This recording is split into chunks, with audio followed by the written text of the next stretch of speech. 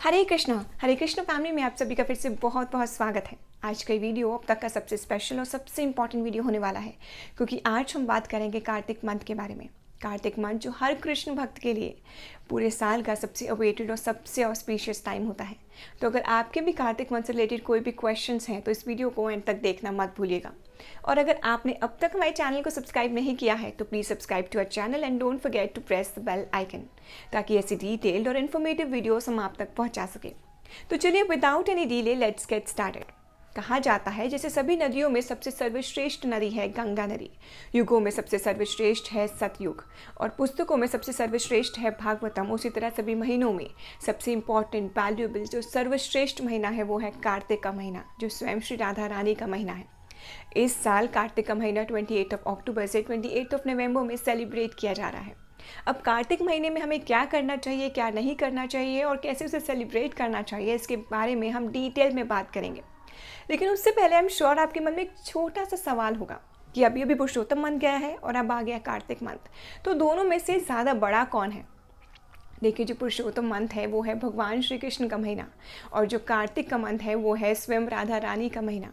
And I am sure आप और मैं इस बात में डिबेट कर ही नहीं सकते कि कौन ज़्यादा बड़ा है। हम सब जानते हैं इट्स डेफिनेटली राधा रानी। आपने सुना होगा ना, तीनों लोक के स्वामी फिर भी जपते राधे राधे। तो जो कार्तिक महीना है उसकी बहुत ही ज़्यादा महिमा है, जिसके बारे में हम आगे जानेंगे। चलिए सबसे पहले जानते हैं कि इस ऑस्पिशियस मंथ को किस किस नाम से जाना जाता है। इसे जाना जाता है कार्तिक मंथ के नाम से, दामोदर मास के नाम से और ऊर्जा व्रत के नाम से। देखिए, जो हमारी राधा रानी हैं उनकी माता का नाम था कीर्तिदा और कीर्तिदा ने स्वयं राधा रानी का एक नाम रखा था कार्तिका, क्योंकि जो ये मंथ है स्वयं राधा रानी का मंथ है, उनका प्रियतम महीना है, इसलिए इसे कार्तिक मंथ के नाम से जाना जाता है। जो हमारी राधा रानी हैं उनका एक नाम था ऊर्जेश्वरी, क्योंकि ये स्वयं राधा रानी का महीना है इसलिए इसे ऊर्जा व्रत के नाम से भी जाना जाता है। और ऐसा माना जाता है कि जो भी कार्तिक मंथ का व्रत का पालन करता है उसे बहुत सारी ऊर्जा, बहुत सारी शक्ति, पावर, एनर्जी मिलती है भगवान श्री कृष्ण की भक्ति के मार्ग में आगे बढ़ने की।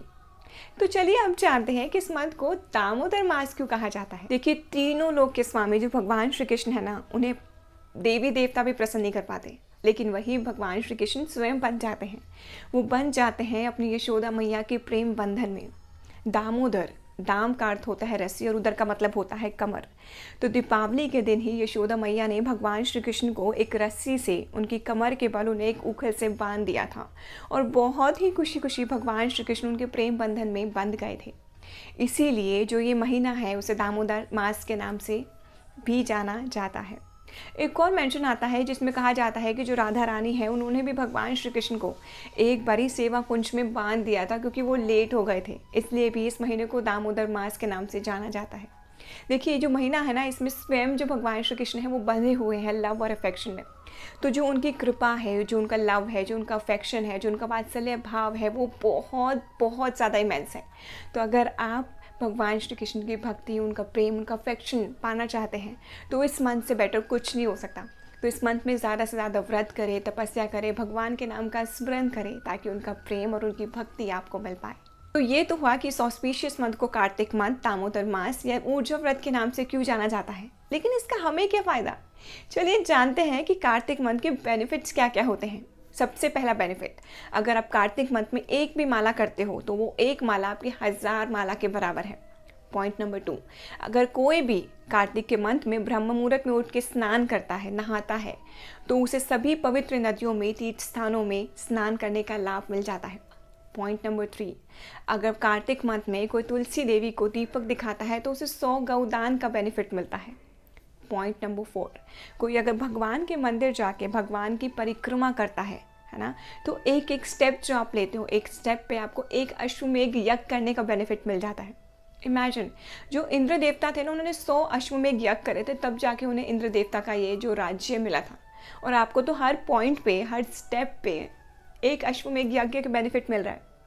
पॉइंट नंबर 5, अगर आप किसी तीर्थ स्थान पे जाते हैं, जैसे आप वृंदावन जाते हैं, मायापुर जाते हैं, जगन्नाथपुरी जाते हैं, तो उसका 1000 गुना लाभ आपको मिल जाता है। पॉइंट नंबर 6, अगर कार्तिक के मंथ में आप भगवद गीता का श्लोक पढ़ते हैं, एक आधा या उसका कोई एक वर्ड भी आप पढ़ लेते हो ना, तो सभी शास्त्रों का ज्ञान प्राप्त करने का लाभ आपको मिल जाता है। पॉइंट नंबर 7, अगर दामोदर मास में आप दामोदर भगवान को दीपक दिखाते हैं, मतलब डेली दीपदान करते हैं, तो आपके जन्मों जन्मों के दुख, सभी पाप नष्ट हो जाते हैं। पॉइंट नंबर 8, अगर आप अपने पूर्वजों को, पितरों का उद्धार चाहते हैं, तो कार्तिक का मंथ बहुत ही ऑस्पिशियस मंथ है। तो उनकी गति के लिए, उनके उद्धार के लिए हमें कार्तिक मंथ के व्रत का पालन करना ही चाहिए। तो ये तो हुए कार्तिक के मंथ के बेनिफिट्स। तो चलिए अब जानते हैं कि कार्तिक के मंथ में हम क्या करें और क्या ना करें ताकि भगवान श्री कृष्ण की भक्ति और राधा रानी का प्रेम हमें मिल पाए।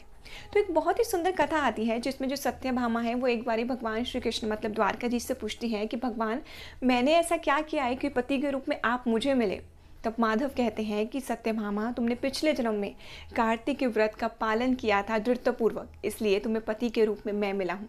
तो आप देख रहे हैं कितनी ज़्यादा अपार महिमा है कार्तिक के महीने की। हमारे जन्मों जन्मों के पाप दुख नष्ट हो सकते हैं कार्तिक के व्रत के पालन करने से। तो चलिए जानते हैं कि इस कार्तिक के व्रत हम क्या क्या करें। पॉइंट नंबर 1, हमें ज़्यादा से ज़्यादा हरि नाम लेना, हमें ज़्यादा से ज़्यादा भगवान को स्मरण करना है, उनके नाम का जाप करना है। अगर आप 1 माला करते हो तो 2 करिए, 16 करते हो तो 20 करिए, जितना भी ज़्यादा हो सके आप ज़्यादा से ज़्यादा भगवान के नाम का जाप करिए, क्योंकि याद रखिए 1 माला इज़ इक्विवेलेंट टू 1000 मालाज। पॉइंट नंबर 2, अगर आपके लिए पॉसिबल है तो आप ब्रह्म मुहूर्त में उठिए और स्नान करिए। पॉइंट नंबर 3, आपको डेली दीपदान करना है। देखिए जो कार्तिक का मंथ है उसमें दीपदान का बहुत ज़्यादा महत्व है।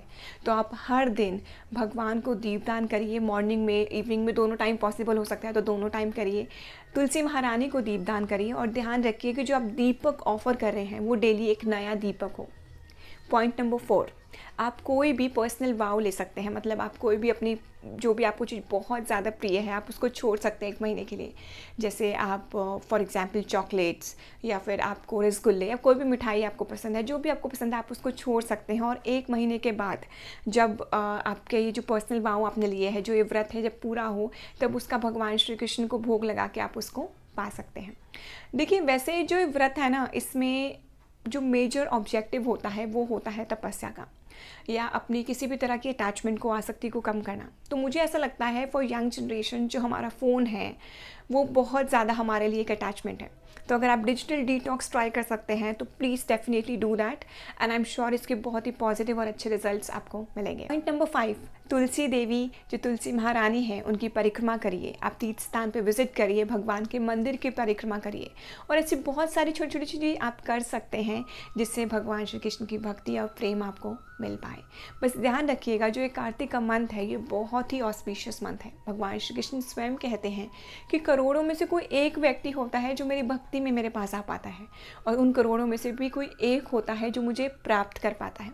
तो अगर भगवान श्री कृष्ण की भक्ति आपको मिली है और इस कार्तिक मंथ का मौका आपको मिला है तो आप बहुत बहुत फॉर्चुनेट हैं और इसको मिस मत करिएगा। तो ये तो हुआ हमें क्या क्या करना चाहिए, हमें क्या क्या नहीं करना चाहिए वो ज़्यादा इंपॉर्टेंट है। सबसे पहले झूठ कपट निंदा को त्यागें, ज़्यादा से ज़्यादा भक्तों का संग करें, ज़्यादा से ज़्यादा अच्छी अच्छी स्पिरिचुअल बुक्स का संग करें, अपने आप को एक पॉजिटिव ऑरा, एक पॉजिटिव वाइब्रेशन के आसपास रखें ताकि ज़्यादा से ज़्यादा अध्यात्म की तरफ आप बढ़ पाएँ और इस कार्तिक मंथ का ज़्यादा से ज़्यादा लाभ आप उठा पाएँ। उम्मीद है आपको अपने सारे क्वेश्चंस के आंसर्स अब तक मिल चुके होंगे कि इस ऑस्पिशियस मंथ को कार्तिक मंथ, दामोदर मास या ऊर्जा व्रत क्यों कहा जाता है, इस मंथ के क्या बेनिफिट्स हैं, इस महीने में आप क्या क्या कर सकते हैं और क्या क्या नहीं कर सकते ताकि भगवान श्री कृष्ण की भक्ति और प्रेम आपको मिल पाए। तो जो कार्तिक का मंथ है ये बहुत ही ऑस्पिशियस है। आप देखिए जो पूरे साल है उसमें जो सबसे ज़्यादा फेस्टिवल्स आते हैं वो कार्तिक के मंथ में ही आते हैं। यहाँ तक कि भगवान श्री कृष्ण की जो सबसे ज़्यादा लीलाएं थी वो भी इसी मंथ में हुई थी। तो सबसे पहले जो ये महीना है ये शुरू होता है किससे? पूर्णिमा से, शरद पूर्णिमा से। जो शरद पूर्णिमा का दिन है इस दिन जो चंद्रमा होता है वो अर्थ के सबसे क्लोजेस्ट होता है, एंड साइंटिफिकली भी ऐसा माना जाता है कि जो मून है उसमें हीलिंग प्रॉपर्टीज़ होती हैं। तो इस दिन ऐसा माना जाता है कि जो चंद्रमा है वो धरती पर अमृत की वर्षा करते हैं। तो जो ये शरद पूर्णिमा का जो ये दिन होता है बहुत ही स्पेशल, बहुत ही ऑस्पिशियस होता है। हम कोशिश करेंगे इस पर एक सेपरेट इंस्टाग्राम वीडियो बनाने की। शरद पूर्णिमा से related. But apart from this, इस मंथ में भगवान श्री कृष्ण की दामोदर लीला आती है, इसी महीने में उनकी गोवर्धन लीला आती है, इसी महीने में आते हैं गोपाष्टमी जब भगवान श्री कृष्ण ने पहली बार गायों को चराया था, इसी महीने में आती है बहुलाष्टमी, इसी में आती है देवोत्थान एकादशी जब भगवान श्री कृष्ण 4 महीने की निद्रा के बाद उठते हैं, इसी महीने में तुलसी और शालिग्राम का विवाह आता है। और सबसे ज़्यादा इम्पॉर्टेंट फेस्टिवल्स मतलब कि धनतेरस और दीपावली भी इसी मंथ में आते हैं। दीपावली जिस दिन भगवान श्री कृष्ण 14 साल के वनवास के बाद अयोध्या वापस लौटे थे। तो जो कार्तिक का महीना है ना, बहुत ही ऑस्पिशियस है, बहुत ही स्पेशल है, क्योंकि जो महीना है इसमें सबसे ज़्यादा भगवान श्री कृष्ण की भक्ति हमें प्राप्त हो सकती है, क्योंकि भगवान श्री कृष्ण स्वयं प्रेम बंधन में बंधे हुए हैं। तो love and affection is at its peak, और जो राधा रानी है वो हमेशा से ही मर्सीफुल है। तो ये राधा रानी का मंथ है, इसलिए बहुत बहुत बहुत बहुत बहुत स्पेशल है। तो जो कार्तिक का मंथ है ये एक्सट्रीमली स्पेशल है, एक्सट्रीमली ऑस्पिशियस है। तो इस मंथ में हमें ज़्यादा से ज़्यादा बेनिफिट्स उठाने की कोशिश करनी चाहिए।